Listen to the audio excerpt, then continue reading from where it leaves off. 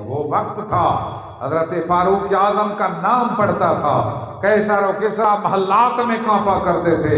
آج یہ عالم ہے، امریکہ آواز اٹھائے تو ہمارے بادشاہان زمن کی ٹانگیں کانپنا شروع ہو جاتی ہیں۔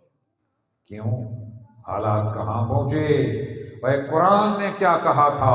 آج فلسطین کے اندر مظلوم بچوں اور عورتوں کو بیچارگی کے عالم میں ذبح کیا جا رہا ہے۔ 1.5 ارب دنیا میں کلمہ پڑھنے والے بیٹھے ہیں، خدا را ذرا انصاف تو کرو، کوئی آگے بڑھ کے ان کا ہاتھ بڑھا تھامنے والا کوئی نہیں۔ ہم کہاں پہنچ گئے؟ کبھی فاروق اعظم کا نام پڑھے، قیصر و کسریٰ اپنے محلات میں کانپیں، اور جب امریکہ کا نام پڑھے تو ہمارے حکمران اپنے محلات میں کانپنا شروع کر دیتے ہیں۔